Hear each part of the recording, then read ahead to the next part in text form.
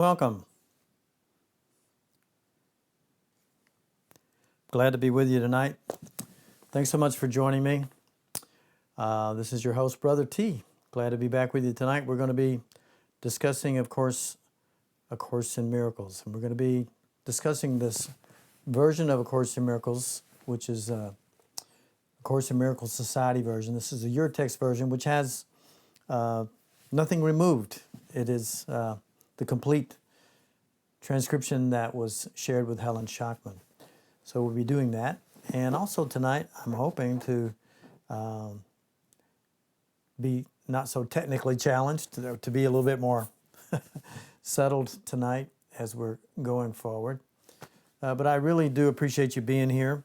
And we're going to be starting tonight in chapter 2. And we're going to be just starting at paragraph 42, and that's on page 24. So hello, thanks for joining me. I really appreciate you being here. This can often be, especially, well, for myself, especially in the early years, it was a very challenging work. So I hope in some small way I'm helping you to understand the point of the conversation in A Course in Miracles. So let's jump in from where we left off at. We left off on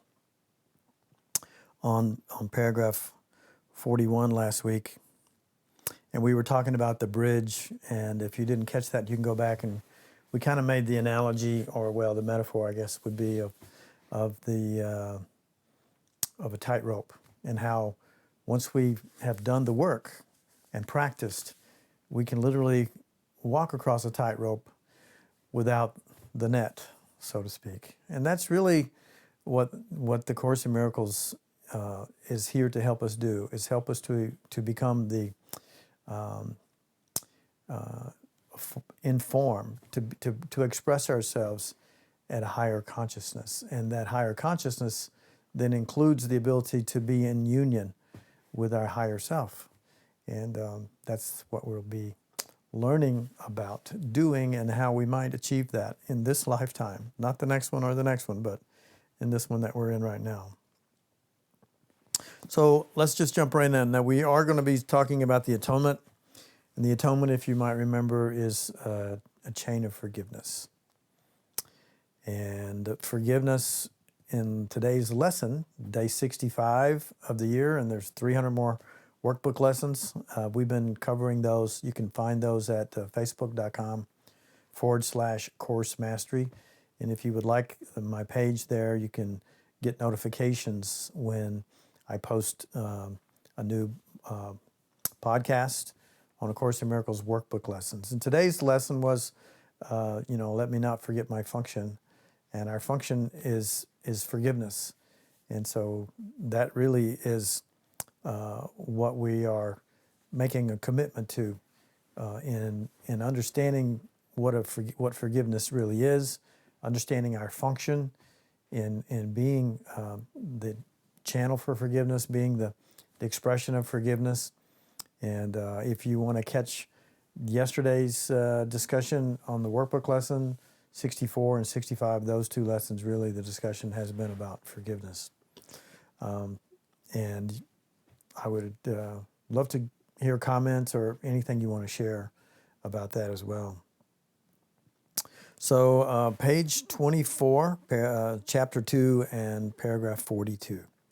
The atonement is a total commitment, and the total is italicized. You still think that this is associated with loss. This is the same mistake, all the separated ones make in one way or another. They cannot believe that a defense which cannot attack is the best defense. And the atonement is the only defense, as we've learned, that does not attack. This is what is meant by the meek shall inherit the earth. They will literally take it over because of their strength. A two-way defense is inherently weak precisely because it has two edges and can turn against the self very unexpectedly. This tendency cannot be controlled except by miracles. So what he's referring here to is the defenses of the ego self. The ego self is a two-edged sword. Anytime we are defending ourselves, we're actually doing that out of a sense of fear. And when we express that vibration, when we are holding that level of consciousness, the world being reflective, whatever we're expressing goes out and it comes right back at us. And that's what he's referring here to, that this two-edged sword, this two-way defense is inherently weak precisely because it has two edges and can turn against the self very unexpectedly.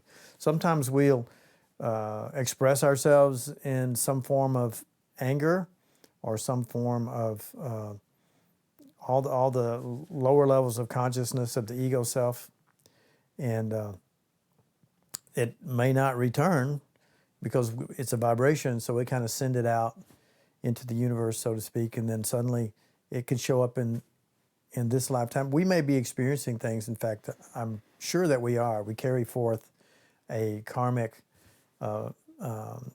it's been called the Akashic record, but we carry forth a karmic energy of a vibration that plays itself out in the next lifetime.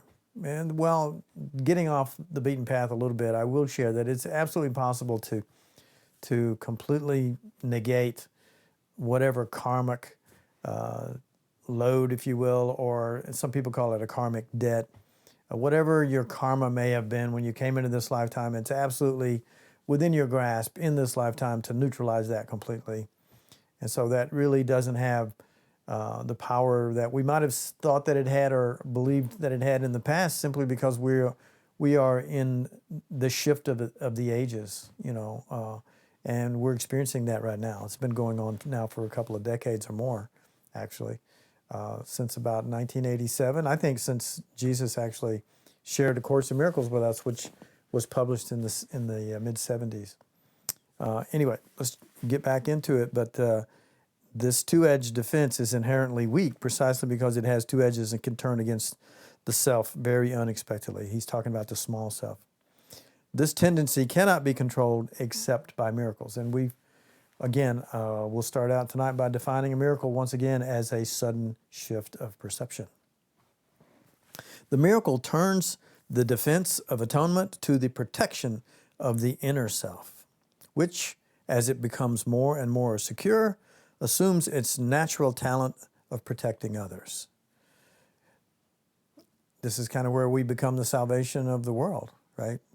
And this is what our brother Jesus showed and demonstrated very beautifully. The inner self knows itself as both a brother and a son, capital S son. You know that when defenses are disrupted, there's a period of real disorientation accompanied by fear, guilt, and usually vacillations between anxiety and depression.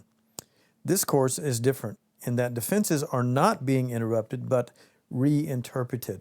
Huge difference, right? Reinterpreted and rather than disrupted. Even though you may experience it as the same thing. In the reinterpretation of defenses, only their use for attack is lost, since this means they can be used only one way. They become much stronger and much more dependable. They no longer oppose the atonement, but greatly facilitate it. This leads me to one of the principles of A Course in Miracles and one of the principles of awakening mind, that my strength lies in my defenselessness.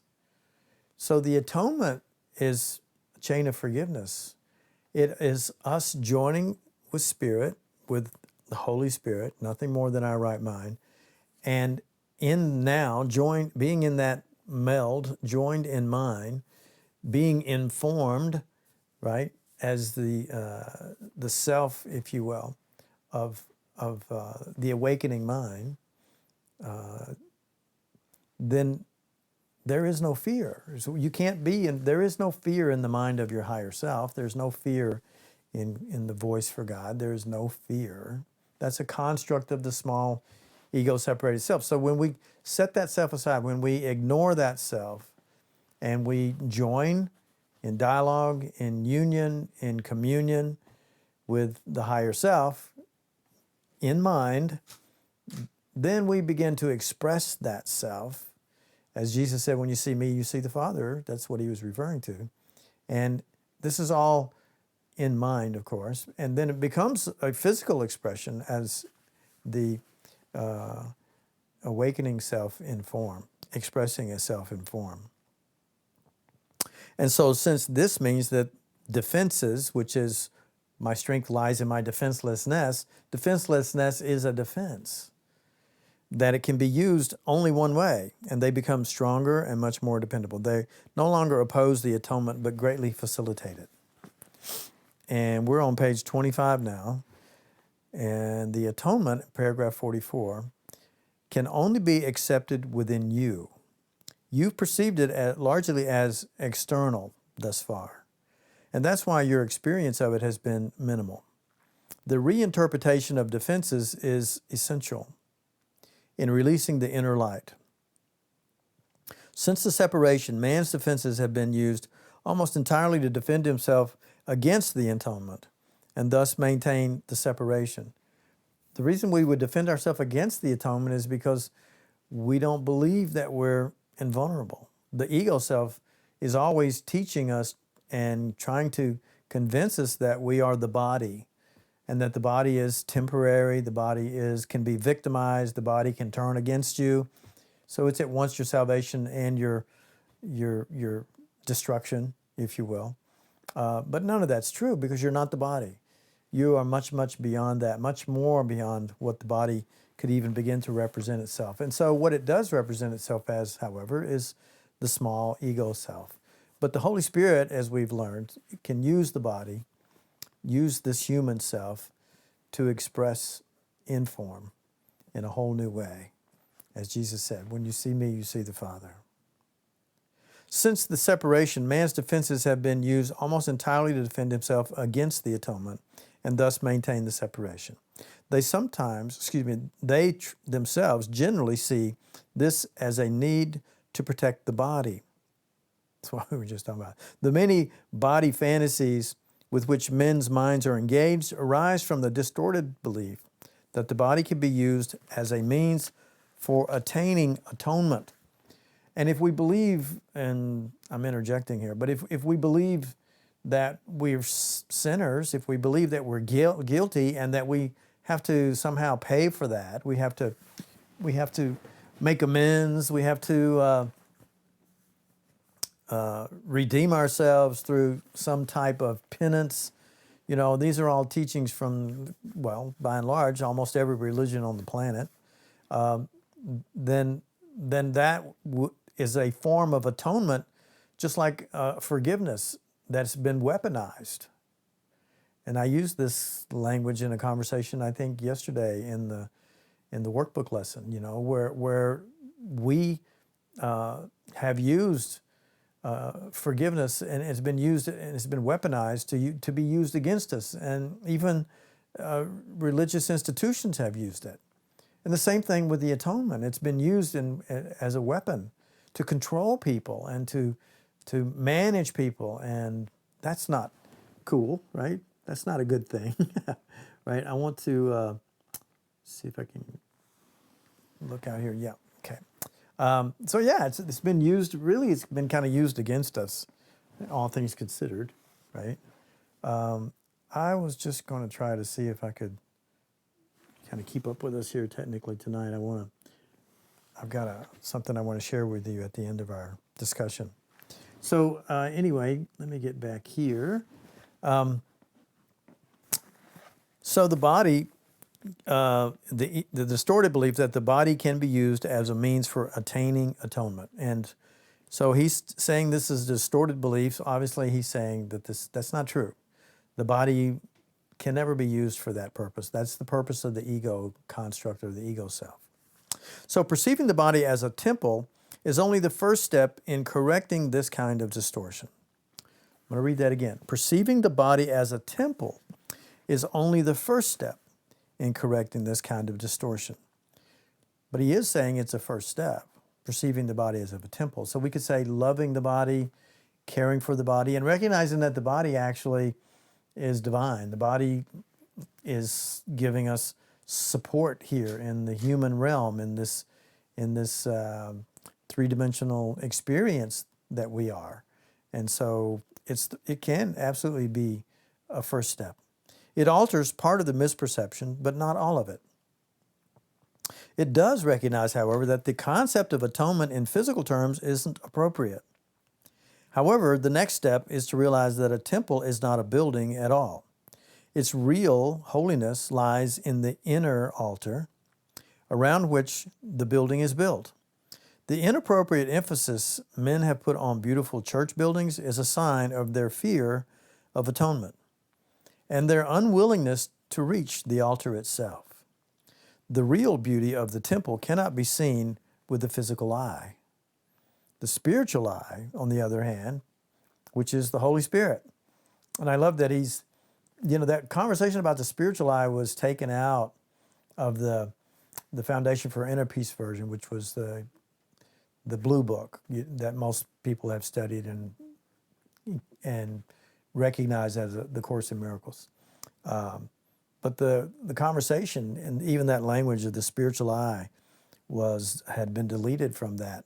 That's why I like the Your Text version that we're using here, because it doesn't take that out. And the spiritual eye is the Holy Spirit, and later we'll be talking about that as only nothing more than your right mind. So the spiritual eye, on the other hand, cannot see the building at all because it has perfect sight. It can, however, see the altar with perfect clarity. So the building would be the body temple, right? And so because it's temporal and it's here today, gone tomorrow, it's just an imaging of a way for us to express ourselves and form. The Holy Spirit, he's telling us here, pretty much gives it no never mind, if I can express it like that and say it like that. So if the body has no real, I want to say value, but I'm just going to say the body provides no meaning for the Holy Spirit in a sense of value, other than he redefines the value for what it provides us with, which is a communication device. And we'll be bumping into that, I'm sure. It can, however, see the altar, which is the mind, right? The heart, if you will, not the physical heart, but the heart of what we are is to go within, to close our eyes, to go to our very center. And the Holy Spirit can see that, the spiritual eye, with perfect clarity. Paragraph 46. For perfect effectiveness, the atonement belongs at the center of the inner altar, where it undoes the separation and restores the wholeness of the mind. Before the separation, the mind was invulnerable to fear, because fear did not exist. But the separation, both the separation and the fear are miscreations of the mind, which must be undone. This is what is meant by the restoration of the temple. It does not mean the restoration of the building, but the opening of the altar, the center of our being, the opening of the altar to receive the atonement, the miracle of forgiveness. I added that. This heals the separation and places within man the one defense against all separation, mind errors, which can make him perfectly invulnerable. So when Jesus, as I was reading the story of Jesus before the crucifixion, and Peter, the disciples had found out, that the crucifixion was going to happen. And, Peter drew his sword. In the story I was reading about that, I think that was in the Uranta book or one of those readings. There's so many stories out there that ring true for me about Jesus, and there's a lot that don't. But that one really rang true because he basically told Peter, he said, put your sword away, Peter. I cannot be persecuted. In other words, he was speaking as the Holy Spirit. he was giving voice to, he was channeling, if you will, or joined in mind and expressing as his higher self. And the higher self saw that the body it's not what it is, right? The body's not what you are, it's not what I am. And so for a while, for a short time, its purpose is as a communication device, but it's not what we are, and we don't end when we quit activating and energizing the body. We continue. Life continues. You never, ever end. I never, never end. That's not possible. So we're on paragraph 47. The acceptance of the atonement by everyone is only a matter of time. So the acceptance of the atonement by everyone is only a matter of time. It's a foregone conclusion that you will ultimately awaken and begin to have a lucid experience of you being joined as Christ in perfect safety, being able to release all tension, to have no fear, no doubt, no delusion, no illusion, and see with the eyes of Christ, through the eyes of the Holy Spirit, and see the truth of who and what you are. And this is for everyone, and I dare say that you are on the leading edge of this shift of the ages that's happening right now. The shift of the ages, and that's why you're participating in this conversation with me. And that's why I'm participating in this conversation. It is happening now. It's coming about right now as a human experience. And this shift of the ages is absolutely happening right now. In fact, both time and matter, form, were created for this purpose. This appears to contradict free will because of the inevitability of the final decision. If you review the idea carefully, however, you will realize that this is not true. Everything is limited in some way by the manner of its creation. Free will can temporize and is capable of enormous procrastination, but it cannot depart entirely from its creator, who set the limits on its ability to miscreate by virtue of its own real purpose. And our purpose, our function, is to perform miracles, literally to forgive through the act of forgiveness, to experience and be the miracle worker, to be the light worker. The misuse of will engenders a situation which in the extreme becomes altogether intolerable. Pain thresholds can be high, but they are not limitless. Eventually, everyone begins to recognize, however dimly, that there must be a better way. As this recognition becomes more firmly established, it becomes a perceptual turning point. And we're on page 26 now at the top of the page. This ultimately reawakens the spiritual eye, simultaneously weakening the investment in physical sight. The alternating investment in the two types of levels of perception is usually experienced as a conflict for a time and can become very acute, but the outcome is as certain as God. So part of my discussion lately has been, and it's coming through now from this teacher, subsequent to this text, and we'll be talking about that at some point. It is absolutely not only possible, but becomes the state of consciousness where we're really simultaneously experiencing both of these levels of perception. And we will be able to perceive ourselves as form and in the human realm, and also perceive ourselves as being one with the Holy Spirit, our right mind. And that then being perceiving being one with God. So we're going from two-ness, we're going from duality to oneness. And so we go from duality to semi-non-duality, ultimately to non-duality.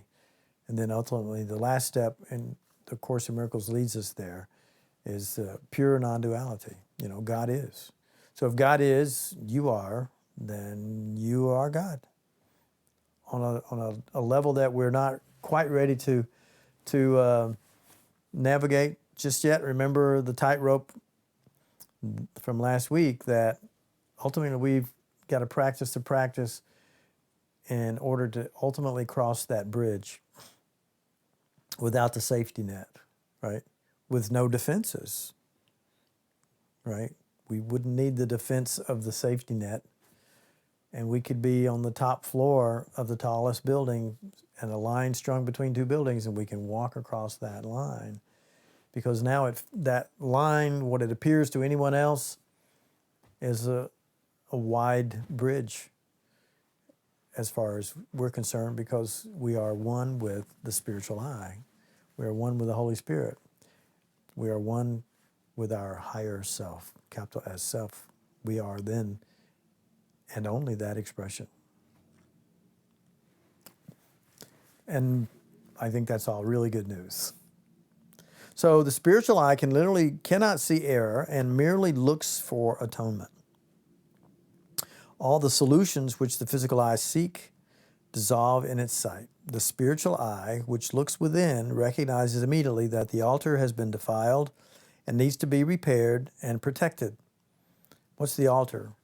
It's our mind, really. We could look at it that way, that the altar our mind has been defiled. What we believe, what we perceive is in error because it's been, I don't want to say contaminated, but it's kind of like that. It's contracted the virus. There's a lot of talk about viruses lately.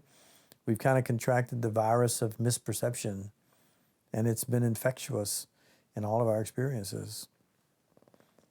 So the spiritual eye, which looks within, then recognizes immediately that the altar has been defiled and needs to be repaired and protected.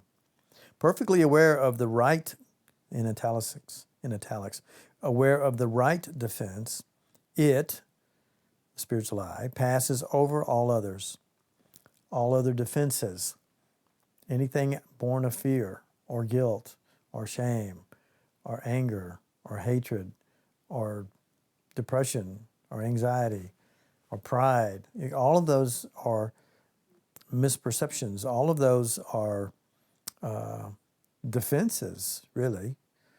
Have you has anyone ever have you ever considered looking at depression, as a defense? Well, what happens when we go into depression? And everyone that is egoic, and we all are, in form, no one is experiencing anything that all of us are not experiencing. Now, we might take that experience, we might choose, which is a tough word, right, to take that experience to an extreme level. One person may really be vested in depression, and I hate to say it that way because it sounds like we could make somebody guilty for that, but that's going in the wrong direction. I'm only pointing out that we're making a choice in every moment of what mind we're listening to. And so all of us experience depression, but most people don't see depression as a defense, but that in fact is what it is. So if we look at the behavior of people that are going through depression, and A Course in Miracles has been a tremendous tool to help a lot of people with that. What would be some of the behavioral patterns? It might be to withdraw from the world, right? To not hang out with people, to isolate the self. And that is clearly a defense because we're practicing separation. Separation is a defense. So I'm just conversationally adding that in as a sidebar to just give that some thought this week, about what are some of the defenses that we have, that we've used and sometimes abused, that we call measures to protect ourselves or measures to feel safe. And it can be an outward expression that the world sees as an attack, or we withdraw from the world and we say, well, I'm not attacking anybody. Well, you kind of are. You're kind of attacking yourself. And also, the people that love you or might want to be around you, et cetera, et cetera. I'm not putting any blame or shame on anybody for anything. Everything here is an opportunity for growth.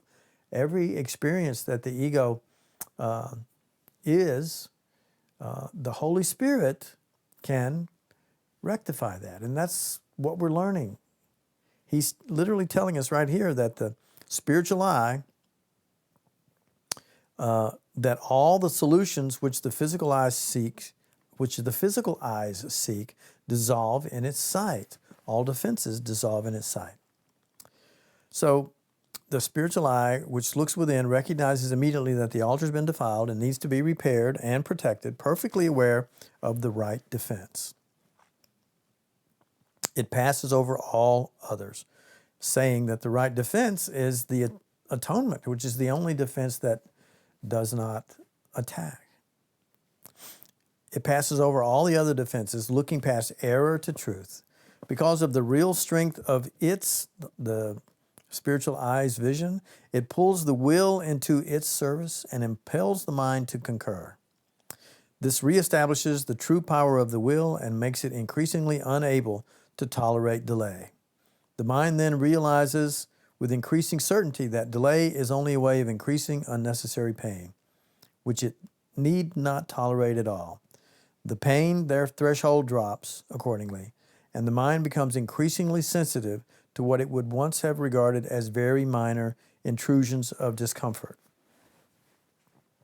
What might those be? I just want to interject that those are just thoughts of fear, thoughts of defense, thoughts of protection, thoughts of separation, thoughts of things needing to be done to protect the body.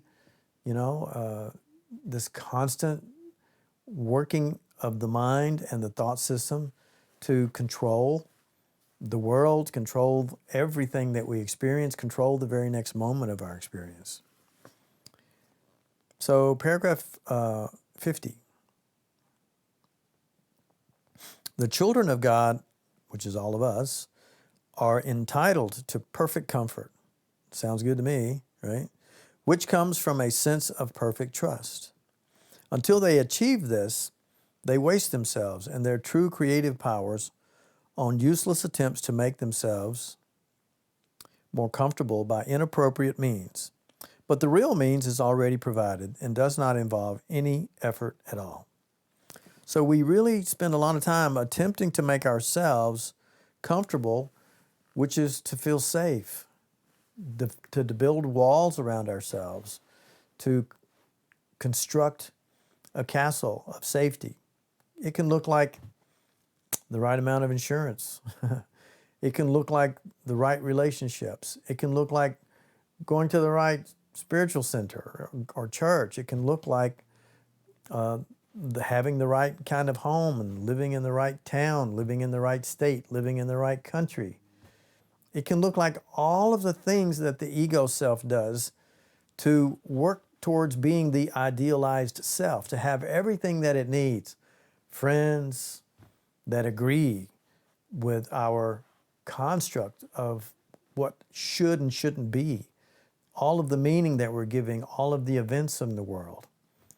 Everything that we're doing, that the ego, I should say, is doing, is building a life that it believes leads to being comfortable, just being comfortable in our skin. We talked a little bit about it last week, but it's in the news a lot this week because today is the 5th day of March, 2020. In the Western culture, in fact, in the world, in the globe, now it's a global concern, and it's a word that some people are even disturbed by the word, and it's called coronavirus. right? I heard this week that 40% of people who drink beer no longer drink Corona beer because they don't make they make the association that because it's got the same name as this virus that maybe the beer could have the virus. That's ridiculous, but that's of course not the case. But that's how crazy we are. That's one of these things that the mind becomes increasingly sensitive to what it would have once regarded as a minor intrusion or discomfort. We change our lifestyle continuously out of fear, right? I'm not saying that we shouldn't love ourselves. I'm not saying that we shouldn't eat well and exercise. I talked about that last week, and do things that strengthen our immune system, because that's loving the body. I mean, because I love my cat. we had a new cat last year. I think it was around October when she came into our life, and she was a stray, and we picked her up. My wife and I. She found us, I think. I don't feed her really bad food. We actually go look and seek out good food for our cat. Why? Because she appears to love us. She expresses love and spends time with us, and she's been a great joy in our life. So there's an exchange of loving and caring. There is a seeing of ourselves in innocence. We see the innocence of this creature, right? So we take care of her. Why would we see the body as something less than our pets that we love? So what do we do for our pets that we love? We take good care of them. And so why wouldn't we love our body? Why wouldn't we take care of our body in the same way? I mean, to me, that's an appropriate use of reason, that the body is divine and then serving us. And so I believe we're obliged to serve it as well. But isn't it nice to know we're entitled to perfect comfort? I love some of the language here, which comes from a sense of perfect trust. Big deal, right? When we're going to get into some of the, when we ultimately, I'd like to share some conversation with you, and we'll pull it in maybe later as we get through some of the earlier parts of the textbook of the Manual for Teachers, because trust is like a huge deal. It's like the very first conversation we'll be having, when we get into the Manual for Teachers. And we'll try to pull that in, kind of pepper some of our conversations some of these evenings with that. And that should be, I think it's very helpful, very informative. It's great to see through the eyes of Christ. And that's what the Course in Miracles is. It is seeing our experience of three-dimensional, being human in a three-dimensional world of form through the eyes of Christ. He's literally helping us to see it in the examples of how the mind of the awakened self operates, and the contrast between that and the way the ego mind operates. But until we achieve this, right, we waste ourselves and our true creative powers on useless attempts to make ourselves more comfortable by inappropriate means. But the real means is already provided and does not involve any effort at all on our part. So egocentricity usually misperceives this as personally insulting. So I hope that we haven't personally insulted you tonight having this conversation about our misperceptions. An interpretation which obviously arises from our misperception of ourselves. Egocentricity and communion cannot coexist. The small ego personality self is not the self that we're ever going to fix up and evolve so that that's the self that finally gets it all figured out and becomes Christ. That's an idealized construct of this, and it wouldn't be a far stretch, would it? That the idealized self could see itself as a God self, right? I can ultimately do enough, fix myself enough, do the right things, right behaviors, right beliefs, right this, right that, and I can become more godlike.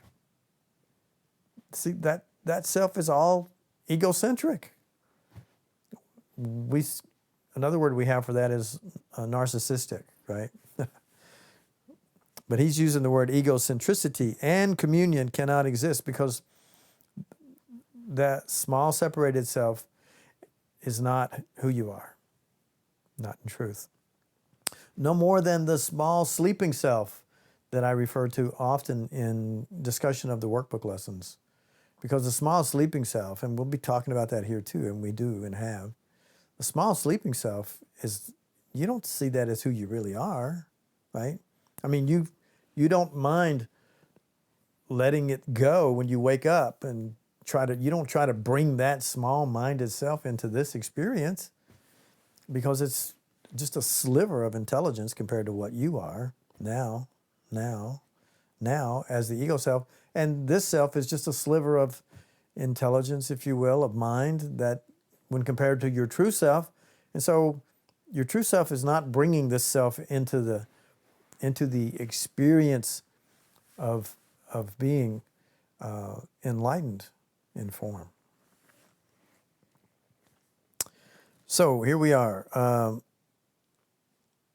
Egocentricity and communion cannot coexist. Even the terms are contradictory. Because egocentricity is just about me, right? And communion is about being joined and having, I want to say, the same love and compassion for all of the selves, not just the ego self. So it's not a me. And there's a bus line here in our city where I live, and the name on the side of the bus is We Go, right? So and you've heard me talk about this in earlier discussions in A Course in Miracles last year, and we have some of those here on our YouTube channel, where I was talking about the We Go is when we're joined in communion is We Go. It's not ego. It's We Go, because you're never alone. You're not separated. And now you're in communion, you're in dialogue and expressing as that joined self. There's a meld of self. Paragraph 51, the atonement is the only gift that is worthy of being offered to the altar of God. That altar, the altar of God, is the spacious self. I want to say the spacious self, the infinite self, the true self, Christ consciousness, which resides at the very center of your being, not at the center of the physical body. The heart, if you will, is kind of like represents that. It's metaphorically in the physical form, but that's not who and what you are. The atonement is the only gift that's worthy of being offered to the altar of God. This is because of the inestimable value of the altar itself. It was created perfect and is entirely worthy of receiving perfection. God is lonely without his souls, and they are lonely without him. Men must learn to perceive the world as a means of healing the separation. The atonement is the guarantee that they will ultimately succeed. And the atonement is, as we've already learned, is certain. It's as certain as God. It's been said that it's already done and that we're just kind of reliving it, like watching an old movie. It was already accomplished. It was already done. It's already in the can. It's on the screen for us to watch. But it's already done. The characters have already moved on. your higher self is not vested in this experience. And it's just helping us to remember who and what we are. So the next section on page 26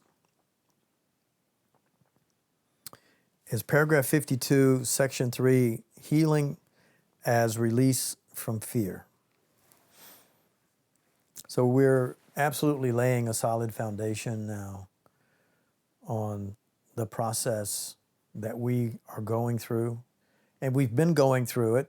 Even if we don't know we're going through it, there are a lot and lots, we could say billions of our brothers and sisters now are going through it, this process of awakening, though they may not be consciously aware that they're going through it. And that's okay.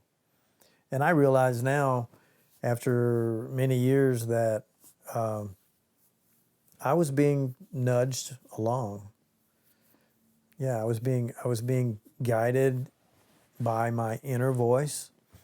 I used to call it my intuition, and I would rely on it from time to time. And I've shared this with you before, but I'll bring it back into the conversation. I ultimately, going back to my pathway in this lifetime, was not seriously vested in my father in particular, but my mother too, I think, by and large, to their religious indoctrination. My father was struggling with a lot of guilt in his life. There were issues of addiction and issues of, egocentricity. And we're all struggling with that. No harm, no foul, no judgment. It's in spirit. We're all doing absolutely the very best we can with what we have and what we come in to this incarnation with. But Dad would, when he was feeling particularly guilty, he would gather us up as children and we would go to church. Now, when there was a period when I was about 12 years old, there was a period where he was trying to get his shit together, and so we were going to church pretty regular. And I remember even going to church like on a Wednesday night, right? And man, the people that were going to church on Wednesday night, at least for me back then, they were the ones that were really committed, right? They were the inner circle of the minister. I would say the minister's inner circle, and which is so bizarre for me to share this with you. But I currently, my wife, when I met her, I hadn't been to church in decades. No, not even decades. Really, decades. I hadn't been to church, and I used to joke and say, well, if somebody's getting married, or if somebody's passing away, that's the only time I would go to church. I mean, in my family. I mean, really, that was true. I had no interest whatsoever in the indoctrination into the idea of God, which I had already determined was just what I came in with. That God was that I had been informed of through my father's religion was superhuman. It was superhuman. He had all of the properties of human, very little properties of God. And though he was touted and worshipped as this entity that created me and created all things. And so when I was about 12 years old or so, I went to, we were going to church quite a bit, and so I drank the juice, so to speak, and I got baptized. Yeah, and then I think I got baptized a couple times because I really wanted the experience. And I really believed that there was, albeit maybe some magic involved, I think, at that point in my experience. But I remember, and this is, and I remember the house we lived in, and I remember I was right around 12 years of age, and my parents had, at that time, 9 children. Well, I think the last 1 or 2 had not yet been born, but we were right at it. So there were 6 or 7 kids running around in the house, and I was one of the older ones. I was 12. So, yeah, we weren't all in the fold yet, but mother she had 4 kids 1 year apart, the last 4. 10 kids, 4 years, the last 4, 1 year apart. That's just, when I even tell that story, it's hard for me to imagine that. But I wasn't the chief cook, but I was definitely one of the bottle washers.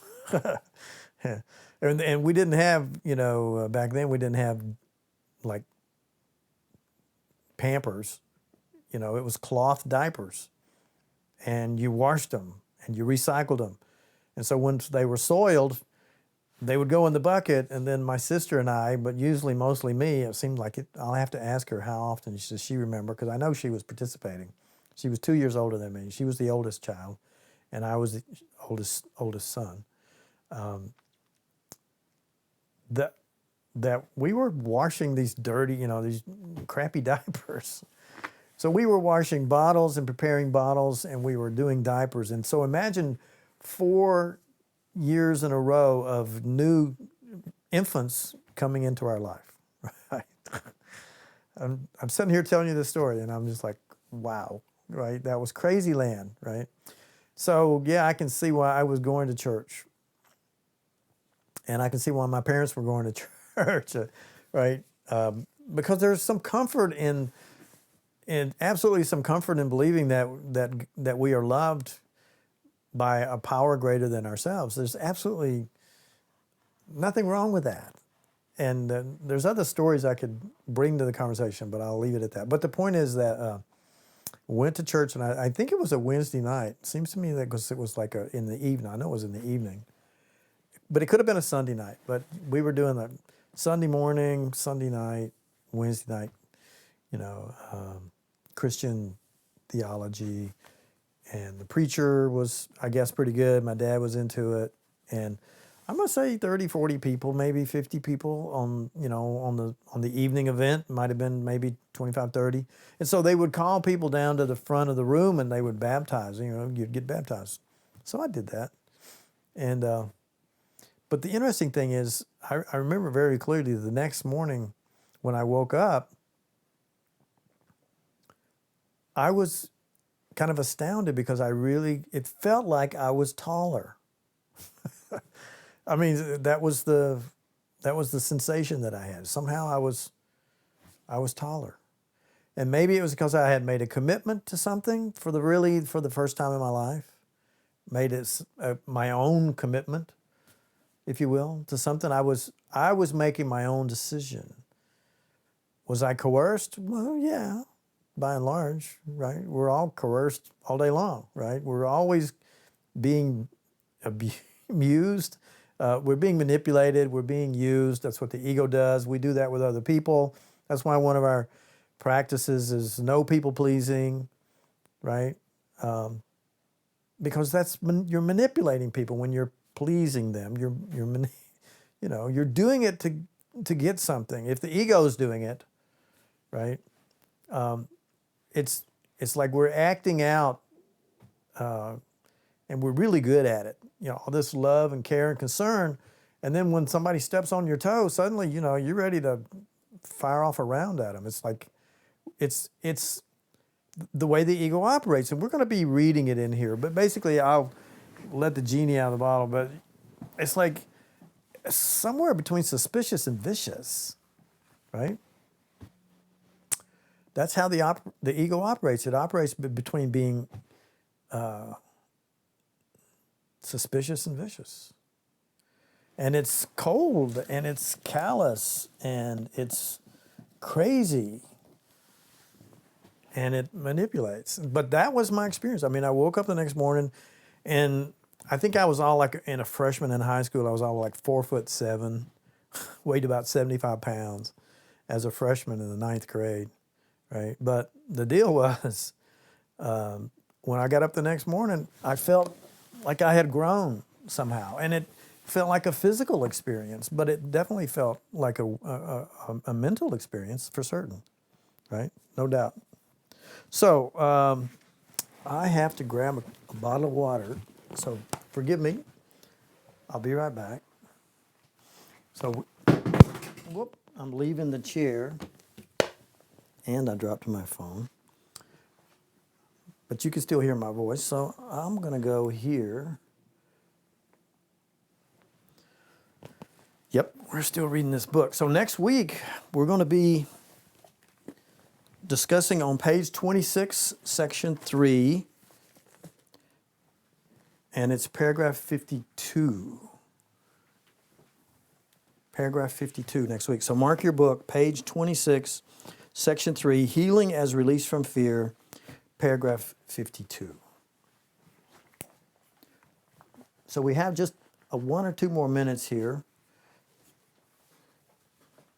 And I'm looking for a bottle of water, so please forgive me for just a second.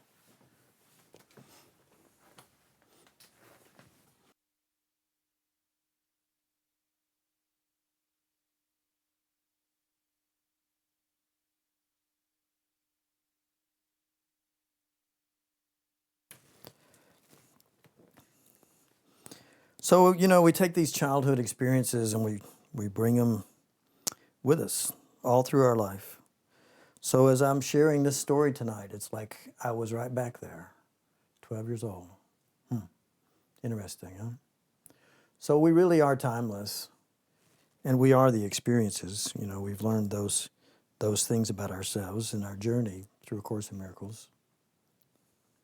So I have a prayer tonight that I want to share with you, and it's a recording that I did a few years ago. What I want to share with you is, one of the things that I'm amazed by is that my wife and I now, my wife is a spiritual leader, a minister, and so now I find myself in church a lot. And it's more like, it's more like a spiritual center, not a church. It doesn't feel like church. And we're teaching something that's, I think, quite profound, because we get to bring some of this teaching into play, but we don't. Well, she has commitment to the teaching that the founders of the center, what they were bringing, and that's understandable. So I'm messing around with my computer here, and this is a song,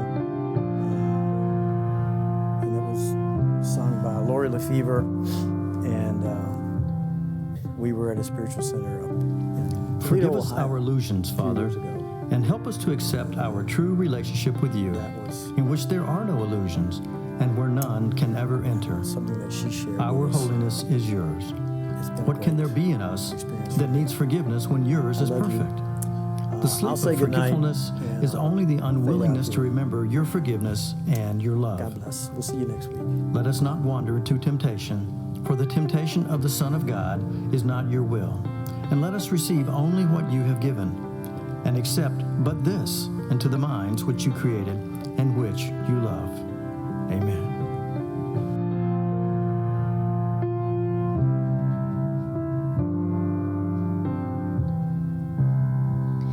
I send my love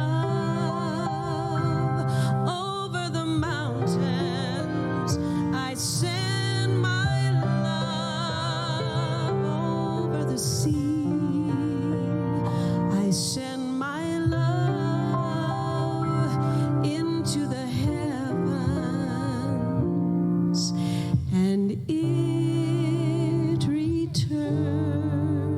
miles